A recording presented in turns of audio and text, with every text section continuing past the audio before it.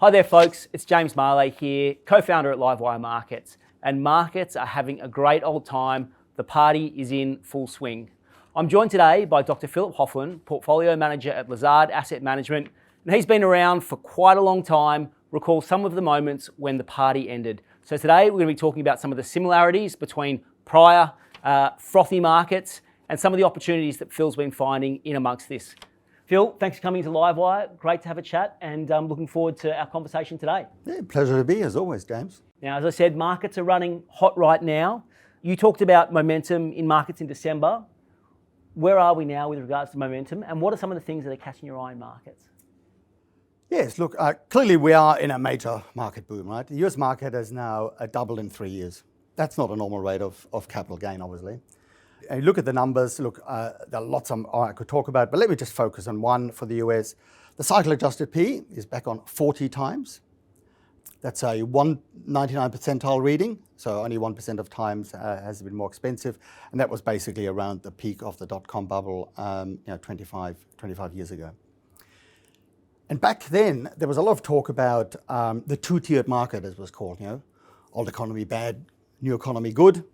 But if you look at the numbers, the dispersion today is actually wider than it was back then. So the distinction between good and bad is now more extreme than back then. And also, just want to put in perspective, these comparisons with 2000, right? The Nasdaq fell 80% after March 2000, and it took you 13 years to break even on price on the S&P and the Nasdaq after that. So that was no picnic. That was the most expensive market in 150 years, right? Now, that's what happened in the US, and as usual, we're trying to join in. As a consequence, we have the highest forward multiple that we've recorded so far. So that's the highest for the 40, 50 years that we have good history. And again, in Australia, large parts of the market are completely normal, but there are parts that are very, very expensive. And I've brought a chart along to sort of illustrate that. Yep. And what it shows is two lines for the last 35 years odd, and it's the top quintile PE and the bottom quintile PE. So the top 40 stocks by forward multiple, the bottom 40 stocks by forward multiple. What do they trade on? And you can see that the cycle really well. You can see back in 2000, the dot-com bubble, top quintile got to 44 times. The COVID bubble, and now we are at 56 times forward once more. So quite an extreme situation. And when you look at the ratio of these two numbers, again, in a relative basis, these stocks are at a new record level of expensiveness relative to the market. So it's exciting times, yes. Yep. So Phil, if we're in another tech boom, what are some of the similarities and the differences between today, where we have tech companies with earnings, versus back in the 2000 tech boom? What's different? What's the same? Yeah, look, I mean, it's an interesting question, and I should start by saying, look, every boom is different, so there are always going to be differences. But it's worth just reflecting on that, because it's a fair bit of time ago now. But it was known as the TMT boom, right? And that stood for tech, media, and telecoms. And if I just run through each of these and what it meant in Australia, on the tech side, we didn't really have much. There were these global leaders, Cisco, Lucent, Alcatel, Nortel, and Global Crossing was building all the fibers, and these stocks were seen as, they were the builders of the new world, right? They made the shovels in a gold rush, and they were very highly rated. And they got into a lot of vendor finance schemes where they would give smaller companies with no cash flow money so they could buy their product. Now, it didn't work out very well, even for those core tech stocks. Cisco was the best. It only fell 85%, and you can buy it today less than it traded then. Lucent failed, basically. It then merged with Alcatel, and that didn't work out. And then they were bought by Nokia, and that didn't work out either. Nortel failed. Global Crossing went bust. We didn't have those stocks, so we jammed into the other themes. Media was the next. News Corp doubled. Fairfax doubled. And of course, today we know that they were the biggest losers from the internet, right? Traditional media have lost most of their advertising revenues to the platform companies. So the market got the direction wrong, right? But at the time, Fairfax went to $6, then fell 90% plus, and it's of course no longer listed, right? And then there were telcos, and Telstra, of course. Telstra, the partly privatized Telstra, traded $9 and was over 10% of our market. And today you can buy it for half that price, and it's the fully privatized Telstra's 2% of the market. So you can see what happened. So the interesting thing, James, is that none of the themes played out. None of them. All three really didn't work. Because when the market speculates on a new technology, it's very hard to see what is going to happen. Another feature that's worth mentioning is that back then, the market didn't fall over eventually because earnings fell, but the earnings fell because the price were dropping. Because what happened was that the vendor finance stuff, and we've seen that again now, OpenAI doing $100 billion deal with NVIDIA and one with AMD and so forth, all those things stopped and then the earnings fell. So it was a very strange situation where the price drove the earnings rather than the earnings driving the price. So what are some of the lessons from that? I think the first one is that the market can get it really wrong when it speculates on a new technology because by definition it's new, right? We don't know. Second one is that Australia plays along even if we don't have the tech stocks, and that's what we're doing today. We have no AI hyperscalers in Australia, but we are trying to play. Another observation is that just because a technology changes society doesn't mean that there are profits there or that's a good business, right? Motor cars, airlines, internet, all of these are examples of what happened there, right? Now, much later, companies like Facebook, which wasn't even listed, it didn't even exist back then, and Amazon and Google and so forth, they built great businesses on the internet, but that was 5-10 years later. In Australia, we've got realestate.com and the online businesses, but they came much later. The pioneers who were fated and whose share prices were very high, they didn't do very well at all, right? Another one is that, an argument that I heard back then, and I'm hearing it now, James, is this is just the start. And, James, it was correct because, back in 2000, for example, there were only 25 million people on social media, and it was called MySpace, which has never been heard of again. Today, there are 5 billion, and they spend 10 times as much. So that's a 2,000-fold, 200,000% increase. But just that itself isn't enough. The prices were wrong, right? And it was all speculative, and the economics turned out to be, quite different. Now, what I want to do next is just talk about a few market red flags. Because, when I'm saying, look, there are a lot of risks out there, you might say, well, look, I think the market knows better. And most of the time, the market is very wise. The wisdom of crowds, if you will, as well as the madness of the mob. But emerging markets, right? Markets in India and Brazil, so the non-Chinese emerging markets, they're not participating in this. And, in those markets, value is doing really well, and there's no AI hype. And it makes sense. They don't have any AI stocks. But of course, we don't have any AI stocks either, but we are playing. We're partying like it's 1999.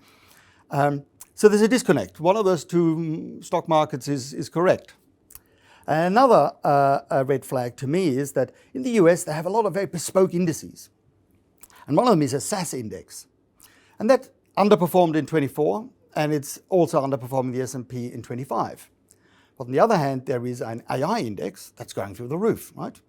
It's not just beating the S&P, it's double the return of the NASDAQ, right? So in America, and this makes sense, people don't want to buy the legacy technology. They want to buy the disruptor. They want to buy the new technology that's going to perhaps take the legacy tech's business. But in Australia, we don't have the AI, so we are cramming into the SaaS stocks instead. And we really are cramming into them. Exhibit A there is always Pro Medicus. It is a company that is going to face some real challenges from AI. And I apologize for the metric I'm going to use here, but you need to use that for rapidly growing sort of stocks. On an enterprise value to sales ratio, Pro Medicus is more expensive than any S&P 500 company. And that includes red hot AI companies like Palantir and CrowdStrike and so forth in the US. Now, we're all in those stocks as a proxy, right? They're, if you will, they're our ASATs AI companies, the ones that we use instead. So I think there are risks out there. Now, I've got to honestly say, I've no idea what the economics of AI are going to be, who's going to make the money and how will it be used and all these sort of things. But I think nobody does know. But I think there are a couple of things that we do know. AI software. It's the biggest threat to the other existing legacy software providers. We don't have any AI stocks, but we're pricing our proxies sky high. Phil, I'm going to bring it back to this idea of momentum and looking for shifts away from it because it, Yeah. it has been driving markets this year. The most recent reporting season, we did see some of our stable companies, look at something like a Woolworths or a CSL, and there are a bunch of other names that had some really big pullbacks that seem to be a bit of a move away from that momentum which have been driving markets. Are these examples idiosyncratic, or do you think there are some signs out there that the market is starting to develop some skepticism and a bit of a move away from momentum? Look, you're right about momentum dominating, but I don't see it that way, James, in the sense that there's some large cap stocks like Commonwealth Bank, Wesfarmers, who've really benefited from momentum, positive momentum. But remember, momentum works both ways, right? Woolies and CSL have negative momentum, and they have been really, sold off very heavily. But that's across the cap spectrum. So I don't think there's anything systematic there. I think it is a market, and there's some statistics on that show that the volatility of earnings reporting, of reporting seasons has really risen. And that is probably due much more to the fact that the market's thinner, there's less trading, there's a lot more that is passive now. So, and that gives you greater volatility because there are fewer people arbitraging, prices. But I wouldn't read anything into those particular names. You've talked in the past, you even talked just now about the high-flying stocks on extremely high multiples, and you've talked about, people forget about what can go wrong. There have been a few examples of some blow-ups recently. Maybe you want to talk us through a few of those and what's taking place in those companies. Yes, look, great question. Let me answer it this way, James. I mean, you're a media personality, right? You probably have people in pubs coming up to you saying, "Are you James Marley?" Oh, no. And then they probably pester you about their stocks, portfolios, and so on. Now, imagine it's 2.5 years ago, James, right? So early 23, and some bloke comes up and tells you about his stock portfolio, and he says, "Look, I've got CSL, and I've got Sonic, and I've got Ramsey, and I've got James Hardie, and I've got Reese Plumbing. I'm also in Mainfreight, and I've got Woolies, and I've got Domino's Pizza, and I've got IDP Education." And you're sitting there thinking, yep, quality growth portfolio. Right? And that's how these stocks were priced. On average, and the timing's a bit different for each of them, but on average, they were around about 100% premium PE. So double the market PE. Because people are saying these guys have what stockbrokers like to call secular growth drivers, right? It sounds very reassuring. But of course, the astute listeners and viewers of Livewire know that that's not how it worked out, right? Those companies have all disappointed. They've all sold off. As a group, they're down on average 60%. That's pretty severe. But interestingly enough, most of the loss has been in the multiple. They've gone from 100% premium to basically trading at a small discount last time I checked. So you lost 50% on multiple. The earnings disappointment on average was about 20%. Now, the earnings disappointment caused the derating, but the damage came from the derating. And it does illustrate a well-known fact, namely that stocks on very aggressive earnings expectations and high multiples can seriously damage your wealth, right? Yeah. Sometimes it just doesn't work out. But those stocks, when they fall out of favour, can be a source of opportunity. Even some of those names that you've talked about then have fallen and have, since some of them have recovered a little bit, some of them have good quality management that have talked about, talk about something like Reese, talking about the challenges in their industry and external competitors. Some of those things are still true of those businesses. When do you start looking at these stocks and thinking it might be time to add them to a portfolio? Are they a source of opportunity? Look, they are. And you're absolutely right. I mean, the stories from 2.5 years ago, there was some truth to them, right? That's right. A lot of truth to all of them. Yeah, they were overpriced, but there was some truth to them. So I think it's probably easy if I just run through the 9, right? And to tell you what we've done. We're interested in all 9 of them. If I start with CSL, look, we didn't own CSL, but we now do. We've bought a fair lot of it. It's of those companies, it's the only one that didn't actually have earnings fall. It just disappointed really aggressive expectations. Can I just interrupt? How long has it been since you've owned CSL in the portfolio? Very, very long time. I think we had a few back in 2000. There was a biotech bust in 2001, 2002. Right. So it goes back a long way. 24 years. A long time ago. Now we finally bought this thing. Look, CSL will not do in the next 10 years what it did in the last 2 decades, right? That was always an unreasonable expectation. But you don't need that because it's now on a 20% PE discount. It's on a discount on enterprise value as well. And so the market is saying it's a less than average company, which to me doesn't make a lot of sense. So we like CSL. Sonic and Ramsay, we have not bought. And what went wrong in those two companies, Sonic and Ramsay hospitals, is that there was a margin squeeze because we had all these cost increases from inflation, but their revenues on the other side are set or regulated by the government, and they didn't increase them. So their margins got crunched.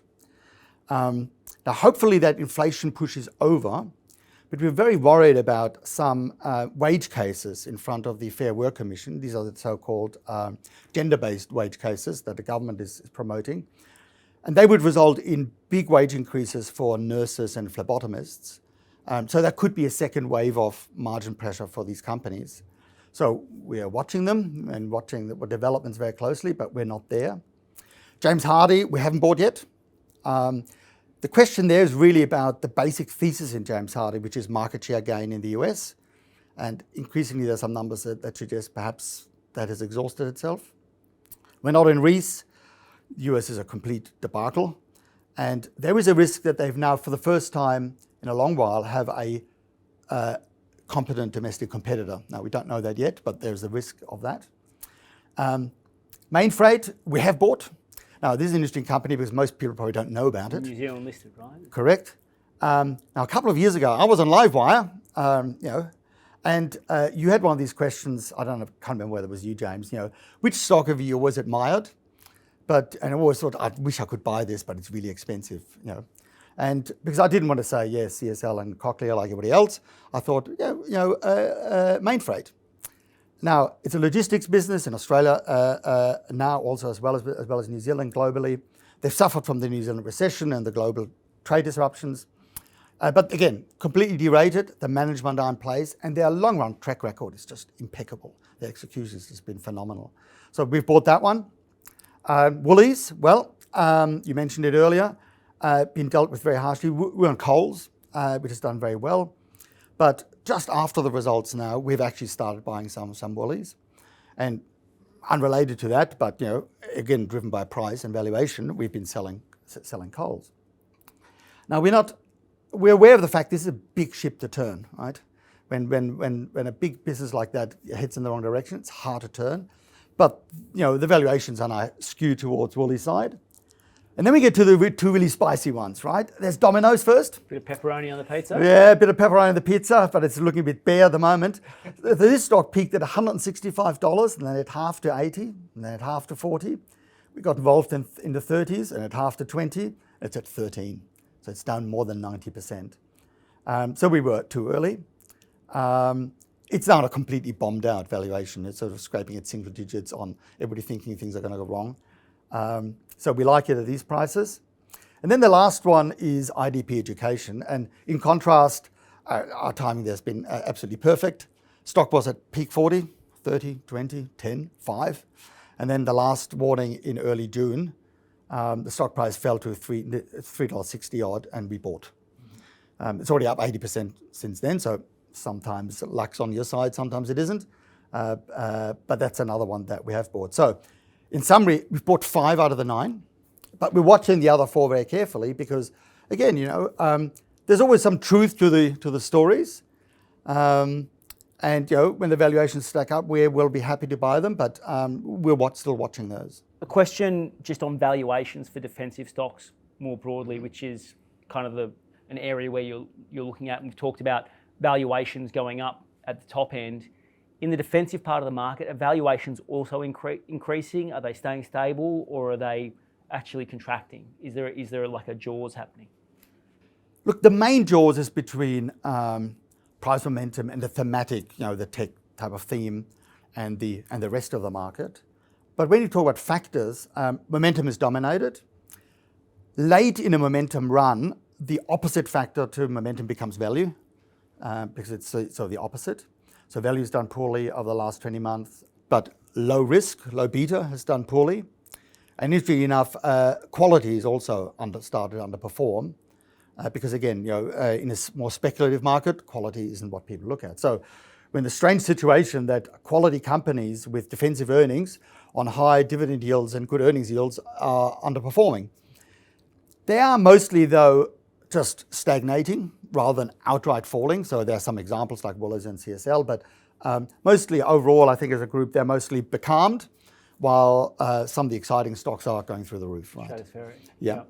Question: as a value investor, do you need your style to be in favour in order to make money? It's a bit of a Dorothy Dixer there. I feel a beach ball coming down the wicket. The answer is no. That's appropriate ahead of the Ashes. Cricket analogy. Yeah, look, the answer is no. Let me give you some evidence. So from 2010, the market, all the the GFC excitement had sort of subdued and we're back into a normal market. To 2018, so 2018 was, the bull market was getting to the 9th, 10th year, and after that it started to become increasingly frothy and exciting, and there was the Fed pivot. But from 2010 to 2018, the market was fairly normal. And again, refer to the chart I showed earlier. If you look at the two lines, they were basically in their normal channels, thereabouts, right? There was nothing really strange happening. And over that period, for a select trust, in gross terms, the cumulative gains were over 40% against the index. So no, that was a normal, just sideways type of normal market, and that suited us very well. What is really hard, James, is when parts of the market are really expensive, and then they become much, much more expensive. Very hard, because if you have the discipline that we have, we don't play in that. We're not going to speculate, and we don't style drift to the center or anything like that. The very best times are obviously when these things go wrong, right? So second half of 2008 was phenomenal, when the GFC blew up. Our best calendar year ever was 2022, when everything fell. So we do best when the bubble deflates and so forth, but no, we don't need that necessarily. And in some ways, it's more exciting at these times like this, but in some ways it's also nice to have just steady gains, so I wouldn't mind that either at the moment. But again, let me go back to that chart that I showed you there. The starting point today for valuation and value investors is it the best, or is it the equal best, or whatever, in the last 40 years odd, right? So the starting point favors us enormously. And one of my colleagues once sort of made a nice analogy. He said, in a bull market, eventually the party gets really wild, the alcohol flows, the valuations are up, the noise gets higher and higher. But at the end of the party, you need somebody to throw the keys to you to drive you home, to get you safely home. And that's us, right? So for those people who have a portfolio that is quite exposed to that US theme and some of these mega caps there and the things that are happening in Australia, we're the insurance policy. You're the designated driver. We're the designated driver. When the party gets Correct. Out of control. And the party ends, and they all end eventually. Very good. Well, Philip, thank you very much for coming in. Appreciate the walk back through history. I also enjoyed hearing about some of those fallen angels that have made their way into the portfolio. And I'll be sure to give you a call at 1 a.m. when my head's swirling a little. Sounds good. Thank you, James. Ladies and gentlemen, I hope you enjoyed that chat with Dr. Philip Hofflin, Portfolio Manager at Lazard Asset Management. Remember, check out our YouTube channel. We're adding fresh content like this every week.